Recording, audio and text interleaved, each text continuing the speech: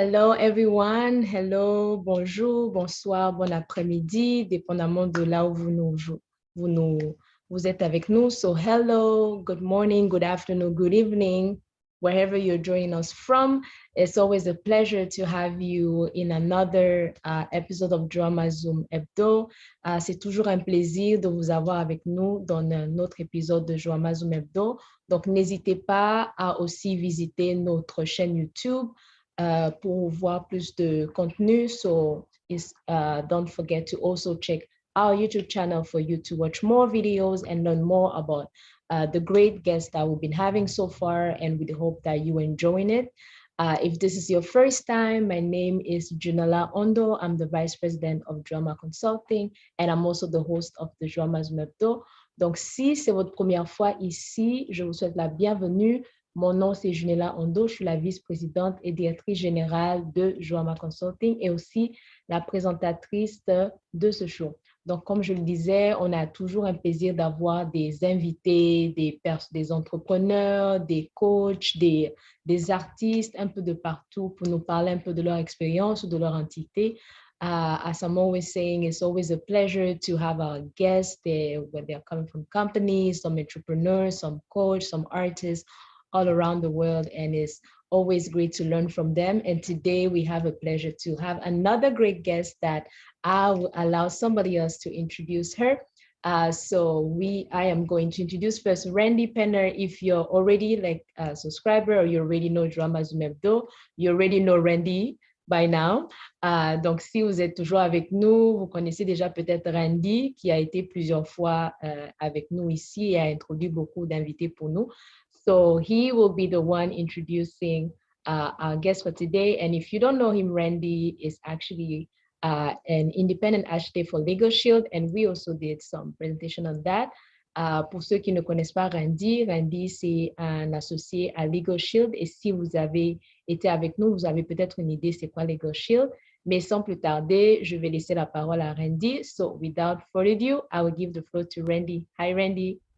Hi, Junella, and Justin I know is in the background there. And of course, I'm imagining our featured speaker is also in the green room. Thank you. So would you like me to introduce our speaker right now? Yes, please. Thank you. Okay. Our featured speaker today is the founder and chief executive officer at Ultimate Potentials, a life work flow business consultancy. She has a professional certified executive coach designation from the International Coaching Federation.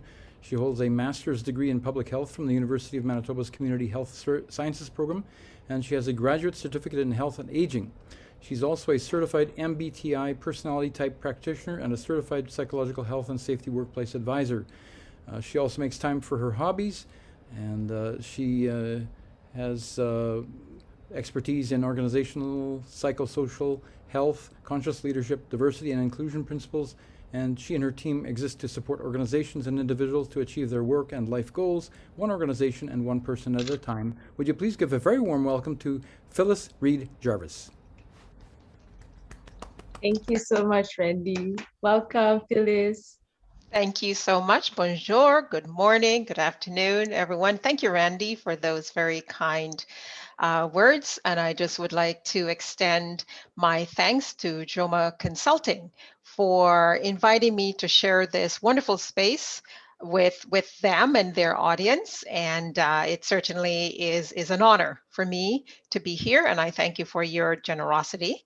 And so as Randy said in the introduction, our corporation does provide support for organizations. And we've been very fortunate in the past 6-7 years to have done this work on 3 continents as well as within the Caribbean. And so, yeah, we spent the last 25 years supporting organizations and families achieve their business and personal goals. It's a delight for me to be here.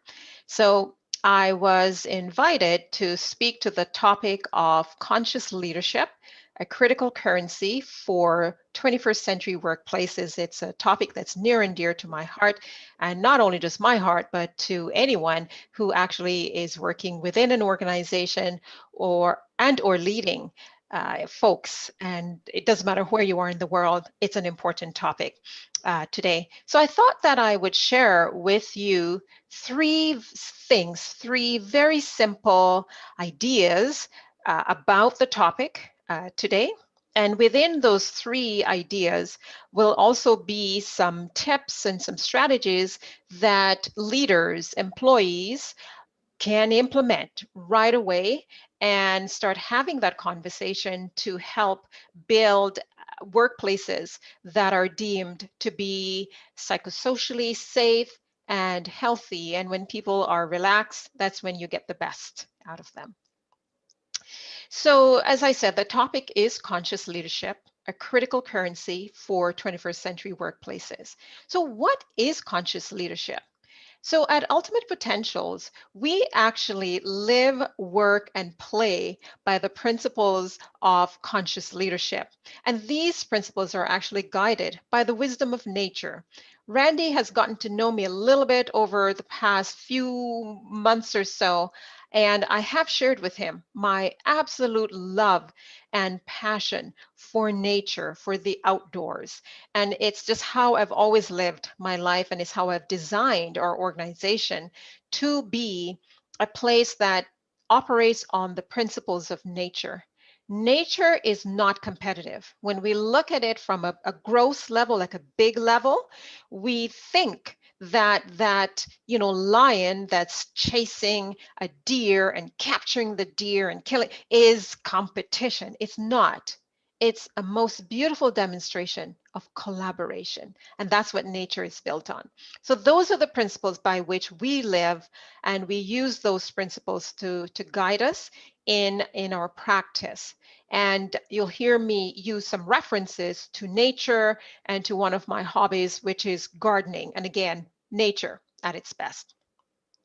So the definition for conscious leadership is this deep awareness and acknowledgement on the part of leaders that the strength of their organization depends on their employees, and that their employees' strength, creativity, level of contribution to their organization absolutely relies on their leader. So it's a collaborative leadership, employee, working relationship, and it's reciprocal, and that is how nature absolutely operates. So I want to tease out that definition a bit for us, just to get a deeper understanding. I'll take the first part of the definition. Conscious leadership is the deep awareness and acknowledgement on the part of leaders that the strength of their organization depends on their employees.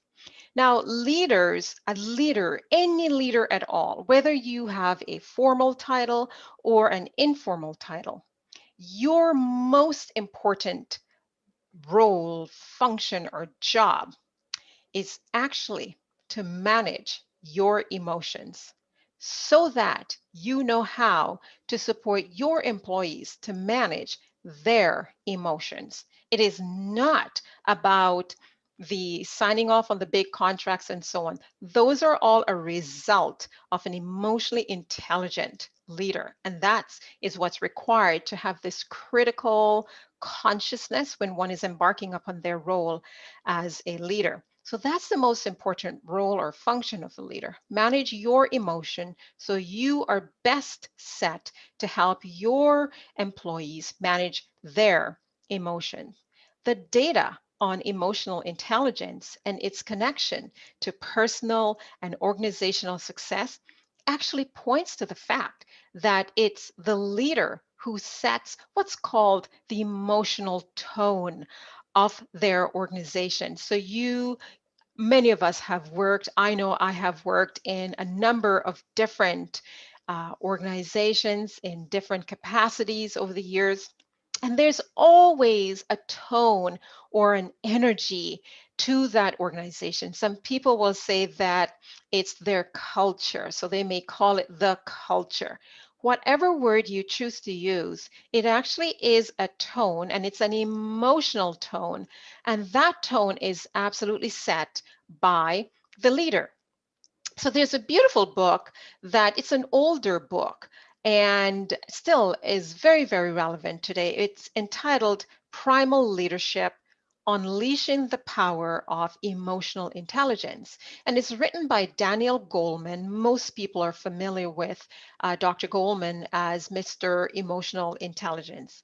And he and his co-authors, they actually describe the emotional tone of an organization as being similar to that of a soup. Whether you like to eat soup or drink soup or however you describe it, a soup is usually made up of a number of different ingredients in a liquid body, right? A healthy and hearty soup has many ingredients. And if you can think of an organization, it's a soup.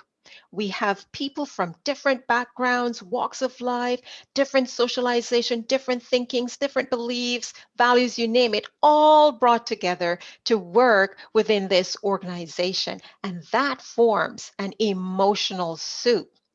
And that all those ingredients, they add to the flavor. But the data tells us it's the leader who adds the strongest ingredient, and thus that's the flavor that we taste when you enter an organization. And so just kind of really building out on this analogy, I want to sort of speak to 5 points under this whole idea or the whole definition of conscious leadership. So the first one is the importance of having a fertile soil. So thinking about nature, thinking about gardening, we all know that if you plant in sandy soil, rocky soil, soil that's not well drained or have the right, amount of sun, food won't come to any fruition. You'll get nothing really for all that effort. And so the workplace culture or the environment is the equivalent of having that fertile soil. And so the health or emotional health of that environment hinges very, very heavily on how the leader is consciously aware of their impact on setting that tone or setting how fertile that soil really is. So that's number one. Number two, right location. And again, as a gardener, and I've been gardening for the better part of 25 years, I love gardening, and I understand and know quite a bit about gardening. Right location for the right plant is so critical for the success of that plant. Well, it's no different in an organization. When we look at employees, a leader needs to be conscious about which employee they're putting in which position and how that employee will have enough what I call sunshine and enough water and enough shade to help them thrive. And so the right location is the equivalent of where the leader places their focus. Is their focus on people or is it solely on profit? We know those organizations that when it's solely on profit, they literally get what they pay for, they get what they invest in. And when it is a mixture of placing it on people, we know actually when the focus is on people, the profit is often one of the results of having that conscious awareness. The third point that I want to use to help tease out the definition of conscious leadership is that of being consistent. Consistency is the key to one of the keys to being what's considered a conscious leader. So consistency now to think about gardening. We have to be consistent in weeding. We have to be consistent in watering, fertilizing. I'm an organic farmer. I use compost. I make my own compost and I bring all that into my beds, into the garden, and I get the results. Well, the equivalent in an organization for consistency is this. We need to make sure as leaders that we're conscious. We are coaching our employees. We're not just their boss. We're now their coaches as well. We need to be consistent in knowing we are mentoring them. And there's a difference between the two, coaching and mentoring. We also need to know that we're consistent in developing our employees in a variety of ways, which I'm very happy to expand on during the question and answer. So that's where number 3 comes in, consistency in weeding, watering, fertilizing. That's the equivalent of coaching, mentoring, and developing employees. Putting them on stretch assignment is an example of how we develop employees. The fourth way that this analogy of gardening is related to the concept of conscious leadership is knowing how to attract the right kind of plant. And just bear with me with my gardening analogy here. Attract the right kind of plant. Well, you might be familiar with the saying, you reap what you sow. That is true in life and in business. The culture of your environment attracts similar kinds of employees. It's that simple. And, years ago, and I've owned and operated my own businesses for the better part of 28 years. I've been doing this for a very, very long time. And I learned in the early days, my husband, who's a bit of my built-in coach, my resident coach, one of the things he shared with me that a colleague had shared with him is that when you pay peanuts, you get monkeys. It's a powerful saying. And it's really true when we look at those organizations that are deemed to be successful. One of the things that we on the outside fail to see are the important practices and commitments that go to build those successful organizations. One of which is we don't see when they're coaching their employees, when they're mentoring their employees, when they're putting them on stretch assignments, when those employees make a mistake and things don't go the way they need to go. We don't see that the leader takes them and say, hey, Phyllis, I get it. So now let's look at what we've learned from this experience and how do we take this to better improve ourselves later. We don't see that. We just see the end results, right? Their top and bottom line profits, for example. So number 4 is attracting the right kind of plant by being conscious of who you are as a leader, because that is what you're reaping and that's what you'll sow. And the final point under the gardening analogy is that we get to reap the desired results. So it's not what we have in life that we have in our life, but who we have in our life. And that's said by the amazing Canadian author, novelist, J.M. Lawrence. And most of us know her as Margaret Lawrence. And she's the author of tons of books, one of which that comes to mind is The Stone Angels. And she's from this province that I'm in, so I'm very proud to elevate her there. But that's what she said. It's not what we have in our life, but who we have in our life. And as leaders, conscious leaders know that not only do they need to spend time managing their emotions, managing the emotions of their employees, coaching them, mentoring them, developing them, but they too need to find those right people to have them in their lives so they too are recipients of coaching, mentoring, and guidance. And I've been very, very fortunate over the last 7 years to play that role with leaders from the senior leadership team, CEOs, executive vice president, top leaders, all the way down to the folks who tend the gardens in companies, wash the floors, the janitors. So I've seen the gamut and I've seen the power behind this desire to be conscious. So this is an example of the first part of this whole definition of conscious leadership. The other part that I talked about is that the strength of the organization depends on the employees and the employees' ability to their own strength, their creativity, and their level of contribution depends on the leader. So that takes me to the second of the 3 main points that I said I was going to share with you. And by now you're probably lost, but the first one really was all about what is conscious leadership. Second of it is now, why is conscious leadership a critical currency for 21st century workplaces? and millennial employees. So a few bullet points here that I want to share with you.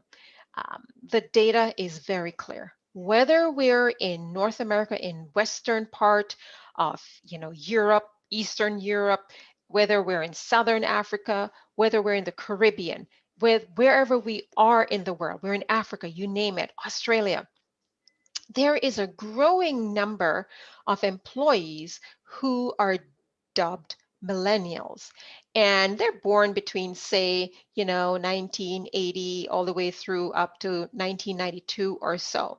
And so they're fairly young. They're in their late 20s and somewhat mid 40s. That's what the data is showing us globally, is that cohort of employees who are taking on, some of whom now the older ones are assuming leadership roles, but nonetheless, they're all entering the workforce or are already in the workforce. So by, say, 2024, what Deloitte and actually it's Gallup poll, one of their most recent data tells us that by 2024, about 77% of employees in organizations will be of that demographic, born between 1980 to 1992. So they're fairly young. And out of that 77%, 45% will describe themselves as being multicultural. So again, we know that globally, and I'm very fortunate, I've worked in India, I've worked in South America, I've worked, of course, in North America, and I've been in these very diverse cultures, and they look homogeneous, right? The same on the surface, but there's still diversity within that homogeneous mixture. And this is why conscious leadership now is a critical currency for the 21st century, because no matter where we are in the world, employees, this current demographic of employees, are very clear on how they want to work, and they're clear for whom they want to work. There's more value that they're looking to add, just as they want to have that value given back to them. They're more interested in sustainability, in some of the organization's social responsibility practices as it relates to the environment, as it relates to humans, animals, just the earth in general. And so that's a bit of a lot of a difference there, and very significant. And when a leader is conscious about, remember, knowing their strength relies on their employees, and the employees' ability to be creative relies on the kind of leader they are, that becomes a currency. Now, the word currency is typically associated with money, and in this sense, it is in an indirect way, because when leaders learn how to spend the currency of conscious leadership and tap into their people, invest in their people, the results or the outcome is actually increase in the top line and bottom line revenue. So there is that indirect, if you want to say, relationship with money and this currency that I call conscious leadership, critical currency for the 21st century. So again, this cohort of employees, they are looking for organizations and leaders who value and demonstrate the practice of work-life flow. And again, I'm very happy to elaborate on that in a bit. And I mentioned earlier that this is not a concept that is just relegated to the, say, North America or Western Europe or any of those other economies. It's just economies globally are moving in this direction. So at the end, we are seeing that when leaders take the time to assess their values, right? So values really are principles that we use to guide us, that we value, we come to value over time, and then we call them our values. So when leaders are conscious of their those principles that they're using to guide them, and are conscious of how those principles are impacting on their employees and so on, then we know that it's either going to be sustainable because there will be sustainable benefits or not. And oftentimes a leader can't do that on their own. They can do it to a certain level, but they need an external objective party, such as a professional certified coach, to work alongside them and to challenge them and set, just different levels of challenges for them to increase their depth and breadth of consciousness. So to conclude, I have 3 takeaways and how-tos that I'd like to leave you with. And that relates to the third point that I promised to speak to, which is how can leaders of all levels and caliber acquire and sustain this critical currency called conscious leadership? So there are 3 proven ways for this to happen. The first of which is to think and to act from a place of diversity. And diversity is just that. It means that it's diversity in so many different ways. We don't have time to go into what diversity really means, but diversity. So organizations have no choice but to become more diverse in their thinking, more diverse in their business models, more diverse in how they do business, with whom they do business, more diverse in how they tap into certain employees within their organization. So remember that almost 50% of new employees entering workplaces since around 2010 and up to and including 2024 are predicted to identify as being multicultural. They are thinking in a very heterogeneous way, not homogeneous, heterogeneous. And so their thinking is already diverse. How do you attract those kinds of talent? So this is a fact that organizations cannot ignore. Those organizations that choose to remain homogeneous will simply go the way of the dinosaurs. They're just gone. We don't see T-Rex anymore, other than maybe in a museum where we see the remnants. The second proven way to increase the level of consciousness, critical consciousness for leadership is equity. Diversity requires a foundation of equity on which to reap the multiple rich rewards. And so organizational leaders are being challenged by the millennial cohort to elevate their organizations to become more equitable.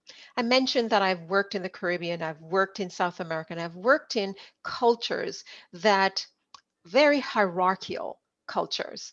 And as I haven't done any traveling since 2020, right? Most of myself and the rest of the world, 2019, 2018, we were in these different parts of the world. And I have seen how this cohort are very slowly, but certainly surely challenging their leaders for more equity, for more diversity. And again, it's all based on the culture within which one is operating. So we now need to look at who gets promoted. Why is that person being promoted? Who gets placed on those plum assignments? Why are they being placed on those plum assignments? How are employees from diverse backgrounds being supported and coached for success? So on and so on. And the third and final proven way that I'm sharing with you as a takeaway, of course, is inclusion. We don't have diversity, equity without inclusion. So when leaders lead with a deep awareness that the strength of their organization relies on the strength of their employees, and that the strength of their employees relies on the quality of their leader, then will leaders consciously work to create organizations that are inclusive. So this quote is from Michael Bach, or Bash, I'm not sure how he pronounces his name, Bach. He's the founder of the Canadian Center for Diversity and Inclusion, and he said it very powerfully. Diversity is a fact, but inclusion is a choice. Again, when we look at cultures such as Caribbean cultures, African cultures, South American cultures, all of whom with whom I've worked, there's a certain mindset, a certain belief that is being challenged to shift and to become more inclusive. Gone, you know, I have clients who've shared with me how the CEO's office, this is a client of mine who was based in one of the South American countries that I work. CEO's office had paneling that was from floor to ceiling. You could not see inside the CEO's office. And that as soon as you walked into that organization, you know who's at the very, very top, who's in the middle, and who's at the bottom. Because within that organization, that's how they stratify who is who and their level of importance. And recognize this generation, they do not operate like that. They have no desire to be in such an environment that is so divisive. And so that's being challenged. Those walls are being challenged and they're being torn down. So this is a collaborative, as I said, connection between just the way in which nature works. We need to have that collaboration also being exercised in organization. So when Michael Bach said diversity is a fact, but inclusion is a choice, it means no matter the continent, the country, or the business, there will be varying aspects of diversity. Leaders will be called upon to make a choice to create workplaces that are inclusive. Only then will we see the full and ultimate potential of both the organization and, most important of all, its employees come to fruition. So that's my brief overview on the whole topic of conscious leadership, a critical currency for the 21st century. I'd be very happy to field any questions or comments that you might have. Thank you. Thank you so much, Phyllis, for bringing out, like, I really felt like I was in a classroom just listening to you and just, I was literally taking notes. I'm like, okay, I need to make sure that I have everything on my notes. So it was really interesting and then I really like how you use the gardening concept, so it makes it more easier to understand. I'll give like a brief in French so that our public also know a little bit what we're talking about.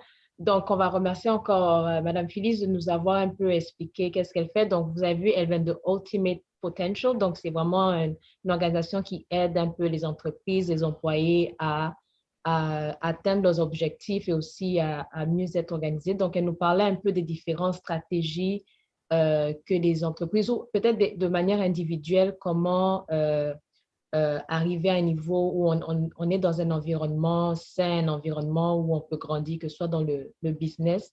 Donc, le premier point qu'elle a mentionné, c'est le leadership conscience, ou conscious leadership.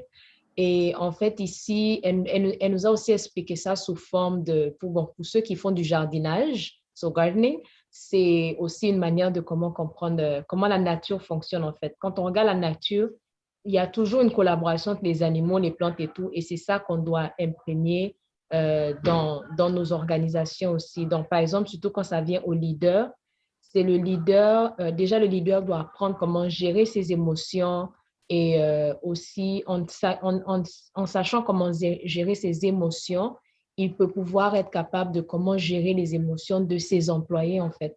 Et le leader, c'est aussi celui qui choisit le temps et l'énergie de l'organisation. Donc, c'est-à-dire que les différents points, c'est déjà avoir un sol. Déjà, quand on fait le jardinage, c'est avoir un sol fertile. Donc, c'est-à-dire que le lieu de travail doit avoir ce sol fertile, le bon emplacement. Donc, vous pouvez avoir la bonne plante, mais vous n'avez pas le bon emplacement. Donc, le lieu de travail doit aussi avoir un bon emplacement. Donc, le bon emplacement, c'est l'endroit où le dirigeant met l'accent sur comment il choisit les personnes qu'il va employer. Est-ce qu'il met l'accent plus sur les personnes ou sur son profit? Parce que si on met l'argent sur si on met la concentration sur les personnes, le profit va venir avec. Mais si on met juste notre mentalité sur le profit, on ne pense pas aux emplois, on ne pense pas à comment est-ce qu'ils vont. Donc, il y a aussi ça. Et elle a aussi parlé de la cohérence dans la lecture, l'arrosage et la fertilité. C'est-à-dire que les employés doivent être conscients de comment ils encadrent leurs employés. Et aussi, il faut savoir attirer le bon type de plante. So, il y a c'est cette citation de Margaret Lawrence qui, en anglais, ça dit It's not what we have in our life, but who we have in our life. Donc, ce n'est pas ce que nous avons dans notre vie, mais qui nous avons dans notre vie, en fait. Et ça, c'est vraiment une citation assez solide. Donc, pourquoi est-ce que le leadership conscient est-il une devise vraiment essentielle dans l'emploi aujourd'hui? Donc, les 3 points qu'elle veut qu'on retienne aujourd'hui, c'est qu'il faut penser et agir comme si on est dans un lieu de diversité, parce que des gens dans le monde où on est, déjà on prend le Canada, c'est un pays multiculturel, donc il y a beaucoup de cultures, beaucoup de nationalités, donc il faut apprendre à penser et agir dans un lieu de diversité, c'est-à-dire donc comment on réfléchit, comment est-ce qu'on choisit nos employés ou nos partenaires, et on veut maintenir un environnement hétérogène. Donc c'est vrai qu'on veut tous être homogènes, like everything the same thing, but on doit apprendre à avoir un environnement hétérogène aussi, ça nous permet d'inclure tout le monde. Et l'équité, déjà avec les milléniaux, le défi des dirigeants, c'est d'avoir plus d'équité dans leur organisation. Et le troisième qui est l'inclusion, donc diversité et équité ne peuvent pas exister s'il n'y a pas l'inclusion. Donc l'inclusion, c'est quelque chose qui existe et qui s'accompagne avec la diversité et l'équité. Et une autre citation que Phyllis a donnée, ça, à propos de l'inclusion, c'est que la diversity is a fact, but inclusion is a choice. So, la diversité, c'est un fait, mais l'inclusion, c'est un choix. Donc, de la même manière que la nature fonctionne, elle est toujours en train de collaborer. Donc, elle nous appelle aussi à vraiment collaborer aussi dans notre manière de faire, dans notre business, même de manière individuelle. Donc, si vous voulez plus de détails, n'hésitez pas à contacter Phyllis. Je suis sûre que vous serez captivé de la manière dont elle explique les choses. So, if you want more details or you have more questions after, feel free. We will share Phyllis' contact too, because I'm pretty sure everybody was just taking note as I was doing right now. And I'm pretty sure if I just keep going on and on and on, we can stay here forever. But honestly, one of the questions that I wanted to ask is like, is coaching always being like a passion since you were young, or when did you start having interest in coaching? That's a great question. Probably. I never called it coaching, but I always like to, I guess, help and guide and support people, starting with myself. I've always been a strong advocate for myself, and, you know, just to believe in myself and my capabilities, and I've never shied away from speaking up and speaking out. And that's something that I've always encouraged in others as I go along. And so, yeah, it was in this, being a coach is maybe my second or third career, because I've changed careers a number of times, always building on each other. So when we learn anything, it's never a waste. It's just another step on the ladder, or the rung of the ladder of life. And that's just how I've always, and coaches are curious people. They're always learning and growing. Yeah. Thank you. And then also, I don't know, well, I have a question, but I also want to give the floor to either Mr. Ondo or Randy. If you have questions, feel free. So that, but if not, I think I'll go with my question. Okay, I think we'll go with Randy and then after Mr. Ondo. Phyllis, I was going to ask,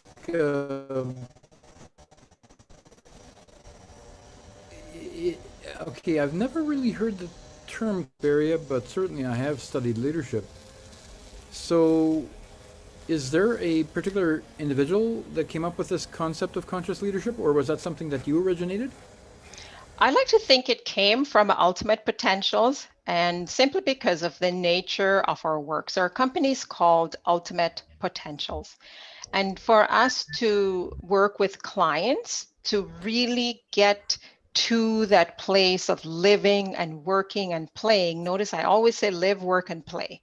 So it's a triad. They have to be conscious about how they are living, how they're working, how they're playing, what they need. So that's something that we coined And I've seen the term, and I have colleagues who've used the term, because just the way in which society globally is going right now, folks are more mindful about who they are inside and what that looks like on the outside. And so again, I've seen these conversations happening around the world, here in Canada. So yeah, you'll hear people talk about it simply because it's almost like oxygen, it's like air.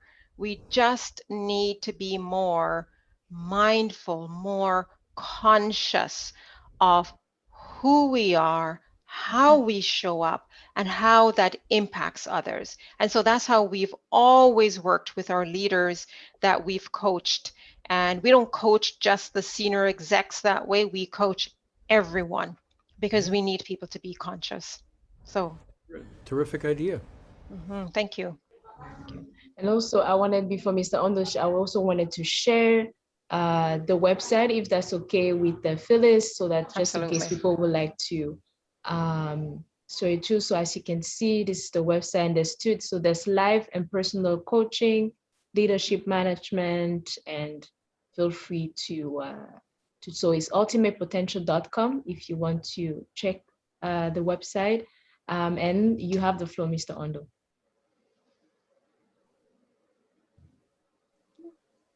Okay, thank you, Phyllis. Thank you, Randy.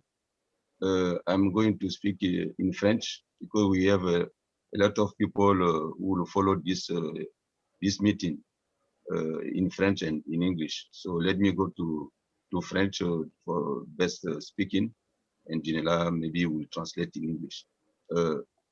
Je voudrais d'abord féliciter Madame Phyllis parce que Joama Consulting est une émission, comme vous le savez, est en direct et visible à l'international. Nous avons souvent reçu des gens qui sont des compagnies, des chefs de compagnie. Nous recevons aussi des artistes. Mais aujourd'hui, nous avons été impressionnés par Phyllis parce que elle a développé un concept qui n'est pas très connu en Afrique, particulièrement, et surtout nous qui arrivons ici. J'ai beaucoup aimé la manière dont elle a expliqué dans le milieu du travail l'importance de savoir qui nous sommes et comment ça fonctionne.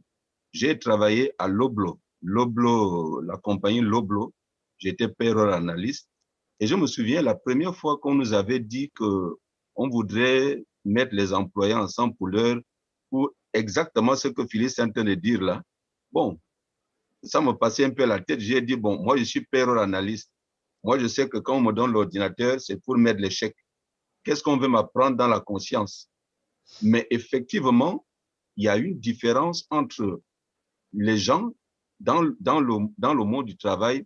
Il y a des gens qui ont beaucoup de différences culturelles, etc. Alors, comment faire en sorte qu'on puisse travailler ensemble? Et je vous assure, ce que cette dame est en train de faire est utile. Et nous retrouvons ça beaucoup ici en Amérique du Nord. Et donc, c'est une chose que j'ai beaucoup appréciée, mais je vais quand même passer une question à Madame Phyllis parce que elle est canadienne, bien entendu, comme nous autres, mais elle est originaire de quelque part. Je crois que si je ne me trompe pas bien, si je ne me trompe pas, elle est jamaïcaine. Et je voudrais poser la question à Phyllis. Étant donné qu'elle a découvert les capacités de ses enseignements, et quand elle parle, vous sentez vraiment qu'elle maîtrise ce qu'elle fait. Est-ce que vous songez, puisque quand je vois les endroits où vous êtes passé, vous avez cité les États-Unis, vous faites des conférences de ce genre-là, dont les gens ont besoin aux États-Unis, au Canada, en Europe. Est-ce que vous planifiez faire ce genre de conférences-là en Afrique ou même en Jamaïque, votre pays d'origine? C'est là ma question, tout en appréciant. All right, so we did give a little translation for people that are watching. So Mr. Ondo was first. I want to thanks and congratulate again Madam Phyllis for the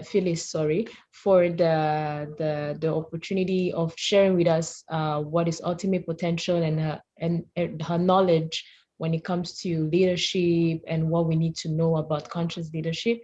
And it's also something that also as us, we came here, we learned about coaching here in North America. It wasn't really an aspect that we saw in Africa, but it's something that in nowadays people are getting into it, like coaching, and really, which is important. And he was mentioning when he was working at Low Blows as a payroll analyst, he never understood why they will always have like session, like all employees come together. We're going to talk about consciousness or how.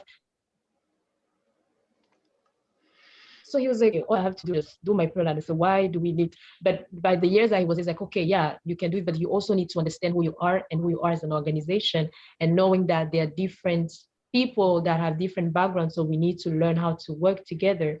And he also mentioned how important this concept is very crucial, especially in the world of business. We need, if we want to succeed, we need to be aware of the people with who you were working with. So so he's very happy and that you were able to come up with that concept, or even bringing into an organization today as Ultimate Potential. And the question that he had is, say, since you've been doing that for a while, and you're in Canada, but you're originally from Jamaica, are you also looking to have like conference apart from UNC in Canada?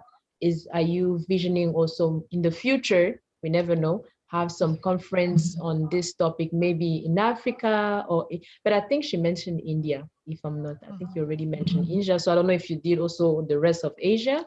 But is it in your vision to probably go back again to Jamaica, or also teach some of those concepts in Africa or the outside North America? Thank you. And thank you, Justin, for your very kind words. I appreciate them deeply. So we go where the needs are. And because right now, all our work is done in this virtual platform. So I'm able to go to any country that we want to go to. And yes, and we've done work in parts of India, but we've not done work all over Asia. We have like a client in just an individual from the continent of Africa, but we've not done a lot of work on that continent, so to speak. So yes, wherever the work takes us, we go, and because we can go virtually, and I have my team members who are happy to hop on a plane and travel as well, if that's what's required. So yes, and yes. Okay, that mean at the end of this meeting, the people are going to share your email, your website. That means the people can contact you directly, right? Absolutely. Oui, yeah. Okay. Absolutely, thank you. Peut-être Junella peut dire ça en français. Ok, je comprends. Donc, Madame Phyllis est vraiment ouverte. Déjà que nous sommes dans un monde virtuel, donc c'est plus facile s'il y a des besoins qui sont adressés, par exemple, dans des pays en Afrique, parce que c'est surtout un concept qui est, bon, on va pas dire nouveau, mais est plus ou moins nouveau comparé à ici en Amérique du Nord qu'en Afrique. Donc, c'est quelque chose qui commence à se créer aussi, cet esprit de conscience au niveau du leadership. Donc, vu que le monde est virtuel de nos jours, donc c'est vraiment facile pour elle d'aller dans n'importe quel pays virtuellement. Donc, si vous voudriez qu'elle puisse s'adresser ou qu'elle puisse vous coacher ou présenter des informations dans des conférences, nous allons partager ces informations après le live. Donc, nous allons partager ça après ces informations, les emails, pour que vous puissiez la contacter directement. I hope everybody can still hear me. You froze just a little, yes, but came back. Okay. I just want to quickly add, if I may, that we have a number of our consultants who are bilingual, français, anglais, and yeah. And so we have team members who are based in Quebec, Canada, and so we do offer some services in both official languages. Oh, that's amazing. That's amazing. Donc, un bonus aussi, c'est que vous aurez aussi un service bilingue. Donc, il y a déjà des employés qui sont au Québec. Donc, juste au cas où vous avez besoin des informations en français, ils se sont assurés d'avoir un service bilingue. Thank you so much for adding that. That was really...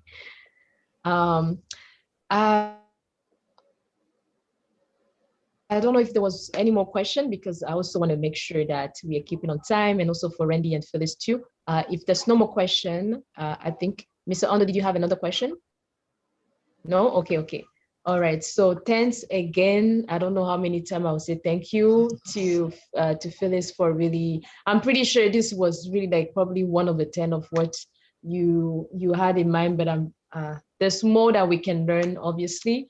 And we'll probably have another opportunity for you to speak again on our show. And thanks to Randy always for being available to join us. And it was actually the reason how we met you. So thanks, Randy. I don't think so without Randy we'll be able to meet Phyllis. So thank you so much. And we hope that everybody has a great weekend. Donc, merci encore à tous de nous avoir joints aujourd'hui, et nous espérons que vous avez apprécié la présentation de Phyllis. I don't know, Philip, if you want to give a few words to end, and then we'll... I would actually. Yeah, I just want to thank you and Joama Consulting again for the invitation to share this space. I feel very honored, and I want to thank Randy for this opportunity. Had I not been on your show, Randy and Joama Consulting were there, then as you said, Junella, we wouldn't have met. So thank you also, Randy, for taking the time to come and do the introduction. And of course, it's always wonderful to see familiar faces. So again, I just want to thank you all for that. So again, my deep thanks and gratitude for you sharing this platform with me. And we hope to stay connected with each other. Thank you. Thank you. Bye, everyone, and have a great week. And thank you. Une bonne semaine. Bonne semaine. Au revoir. Merci. Au revoir. Thank you. Thank you for inviting me to join you again today. No worries.